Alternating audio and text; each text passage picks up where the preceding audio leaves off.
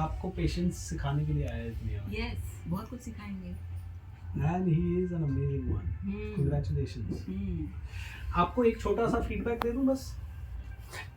आप बहुत प्यारा बोलते हो, जो भी बोलते हो, बस थोड़ी सी वॉल्यूम बहुत ज्यादा हो जाती है, तो थोड़ी सी सब बोलते हैं ये थिएटर का बंदा, थिएटर वाला बंदा ऊंचे ही बोलेगा, हाँ, अपने राइट के लिए लड़ेगा। नहीं, थिएटर वाला अब हंसे बंदा ना, सुनो तो सही, अभी देखो थिएटर वाला बंदा जो होता है ना, वो जब चाहे अपनी आवाज को ऊपर ले जा सकता है, जब चाहे वो आवाज को ऊपर ले जा सकता है, जब चाहे वो नीचे ला सकता है ना। लेकिन मेरे पास में नहीं है, मेरे पास भगवान जी है ना, भगवान जी वो सही कर देंगे। अच्छा, मेरे साथ बोलो, मेरे बस में है। मेरे बस में कुछ नहीं है, सब ऊपर वाले का करम है। एक बार बोलो तो सही, मेरे बस में है। ठीक है, बोल दे रहा हूँ, मेरे बस में है। आपके बस में है, इसीलिए आप इतनी देर चुप बैठे, है ना। आपके बस में है, इसीलिए आप वहाँ से घर से उठ के यहाँ तक आए। आपके बस में है, इसीलिए आप अभी मुस्कुरा रहे हो। मेरे बस में कुछ नहीं है। मेरे साथ बोलो, मेरे बस में बहुत कुछ है। बोलिए एक बार फिर से, क्या नाम है आपका? नाम क्या है आपका? रमित अरोड़ा, खट्टे के खोला, खाए का प्लेट का बोला, ढोला ढोला, नींबू निचोड़ा।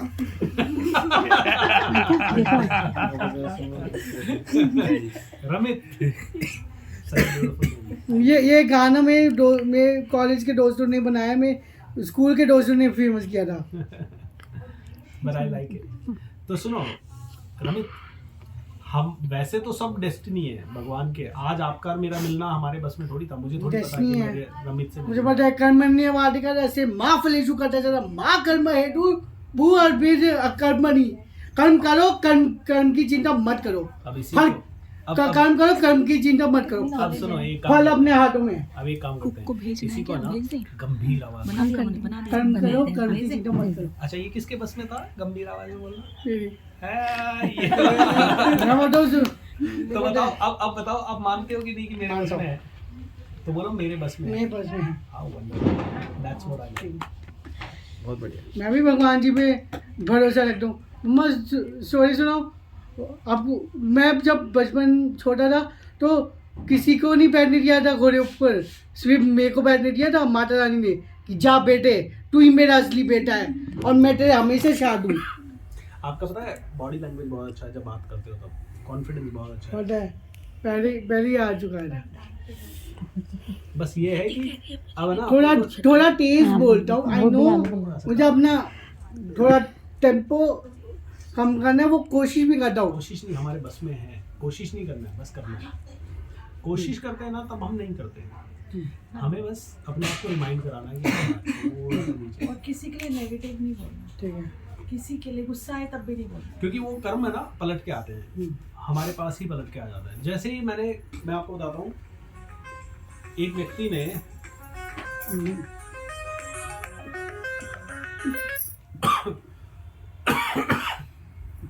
एक राजा था, बहुत ही पावरफुल राजा था। वो रोज सुबह ना खिड़की के अंदर खड़ा होता था और वो एक आदमी जाता था गांव का, वहां से जब भी वो उस आदमी को देखता तो राजा बहुत प्रसन्न वैसे रहता था, लेकिन उस आदमी को देखते ही नेगेटिव ख्याल आता था राजा के मन में। राजा को समझ में नहीं आई बात, तो वो अपने महामंत्री के पास और राजवैद्य पंडितों के पास गया। बोले ये ऐसा क्यों होता है कि इस आदमी को मैं 100 बार देखता हूँ तो 100 बार इसी को देख के नेगेटिव ख्याल आता है, बाकी नहीं। तो जांच पड़ताल की तो कोई ना कोई उस आदमी के पास गया। बोले क्या करते हो? बोले मैं चंदन की लकड़ियाँ जमा करता हूँ। बोले क्यों? बोले जिस दिन राजा मरेगा ना तो मैं बहुत पैसा कमाऊंगा, क्योंकि उस दिन चंदन की लकड़ियों से दाग होगा। तो मतलब वो राजा के मरने की दुआ मांगता था। तो इसीलिए राजा, देखो भावनाएं कैसे ट्रांसफर होती है। तो फिर उन्होंने उसको कहा, देख तुझे ज़्यादा कितना दाम चाहिए? इतना दाम चाहिए। राजा के मरे बिना ही है ना, राजा ने ऑर्डर दिया कि सारी की सारी चंदन की लकड़ियाँ तुझसे खरीद ली जाए। उसने खरीद ली। वो इतना खुश हो गया, राजा तो इतना दयालु, अरे वाह मेरे को तो इतना माला माल कर दिया राजा ने। अगले दिन से राजा को नेगेटिव ख्याल आना बंद हो गया। बोले ये कैसे हुआ, आपने क्या किया? फिर राजा को पूरी कहानी समझाई। महाराज वो ना आपके बारे में इसलिए सोच रहा था आप मर जाओ। तो अब वो ये सोच रहा है राजा बड़ा दयालु है, राजा ने तो मेरे को माला माल कर दिया। अब वो पॉजिटिव सोच रहा है तो आप पॉजिटिव सोच रहे हैं। हम सबकी भावनाएं जुड़ी हुई है। आप देख लो, कभी कभी किसी आदमी से मिलते ही आपको अनकंफर्टेबल सा लगता है, और किसी आदमी से मिलते ही आपको लगता है कि यार बड़ा कंफर्टेबल हो गया। कैसे? कुछ ना कुछ तो भावनाएं चेंज हुई। क्या है? तो कहते हैं कि हम बोलते नहीं है तब भी हमारी भावनाएं ट्रैवल करती हैं। बिना बोले भी सब कुछ मिल सकता है इस दुनिया में। इसीलिए दुनिया के सबसे पावरफुल लोगों ने कहा है मौन रहो और दुआएं दो।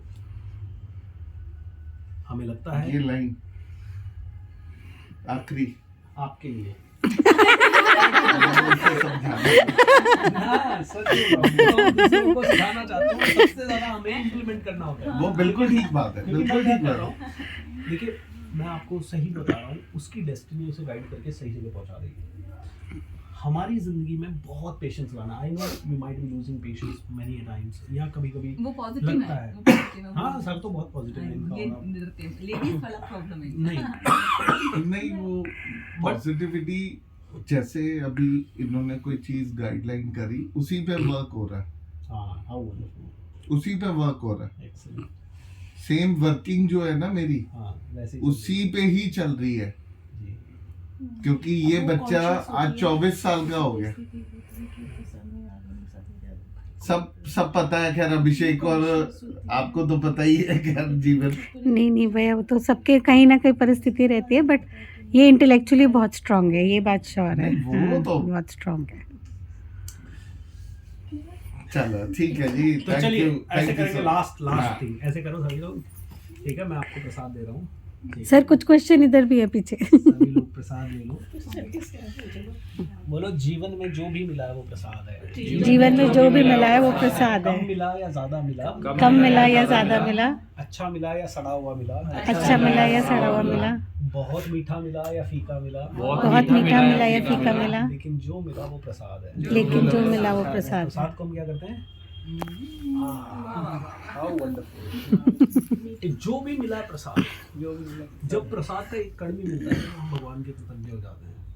तो आज हमें जो भी जिंदगी जैसी भी मिली है ना, इतने कृतज्ञता में हो जाओ, क्योंकि आपके पाँव चल रहे हैं, आपकी आंखें चल रही है, आपको दिखाई दे रहा है, आपको सुनाई दे रहा है, आपके आसपास लोग हैं।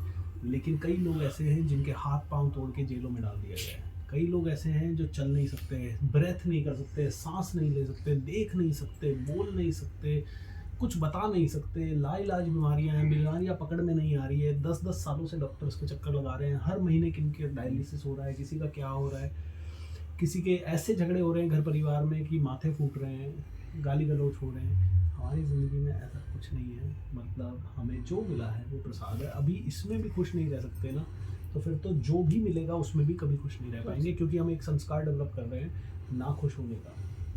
बेटा अगर इस समय खुश नहीं हो पाया ना, तो ना खुश होने का संस्कार डेवलप कर रहे हो आप। और फिर पता है यही संस्कार परिवार में जब शादियाँ होंगी और बड़े होंगे, आज आप देखिए सब कुछ अच्छा होता है, मेरे पास ऐसे केसेस आते हैं, सब कुछ अच्छा चल रहा है परिवार में, फिर भी लड़का लड़की डिवोर्स ले रहे हैं। क्यों? नहीं, मुझे इनके तरीके समझ नहीं आते, इनको मेरे तरीके समझ नहीं आते। भाई चाहते क्या हो जिंदगी में? पहले तो कह रहे थे शादियाँ नहीं हो रही, शादियाँ नहीं हो रही, अब शादियाँ हो गई तो तुम कह रहे हो इनके तरीके समझ नहीं आते। क्या तरीका चाहिए? नहीं ये मेरे को समझ नहीं सकते, तो तुम समझ लो। नहीं मैं समझने कि मैं सब कुछ कर रही हूँ, लेकिन मैं नहीं हूँ। और ईगो इश्यूज बहुत ज़्यादा। अरे भाई सब कुछ अच्छा है, फिर क्यों प्रॉब्लम है? तो लाइफ इज़ वेरी सिंपल, हम सबको इसको हंसते हंसते काटना है। एक ही मिली है ज़िंदगी, रो के काटो तो भी आप ही की है, हंसते काटो तो भी आप ही की लाइफ है। हाँ जी, इधर से कुछ सवाल थे, माता जी बताइए, कोई पूछ लो आप, हैं? बताओ गुरुजी, हमारे बारे में बताओ। गुरु तो हुई नहीं मैं। हमारी तो गुरुजी, आप सवाल पूछो, कोई सवाल हो तो। आपकी समस्या क्या है? हमारी समस्या ये है कि हमने प्लाट लिया है कुरुक्षेत्र में, जी अब रजिस्ट्री नहीं हो रही, हाँ, तो टेंशन है। टेंशन हो रखी है। टेंशन होने से कल हो जाएगी रजिस्ट्री, टेंशन लेने से कल रजिस्ट्री हो नहीं जाएगी। नहीं, मतलब हो तो जाए, मतलब कब तक होएगी तो- ये? हाँ, तो आपके हाथ में एक ही चीज़ है, वो प्लाट जो है ना, उसको आंखें बंद करके सोचो उसके बारे में, दोनों हाथ इस तरह से करके उस पर बहुत पॉजिटिव एनर्जी छोड़ते जाओ, बस आपके हाथ में इतना ही है। तो 3 तरह के काम हैं।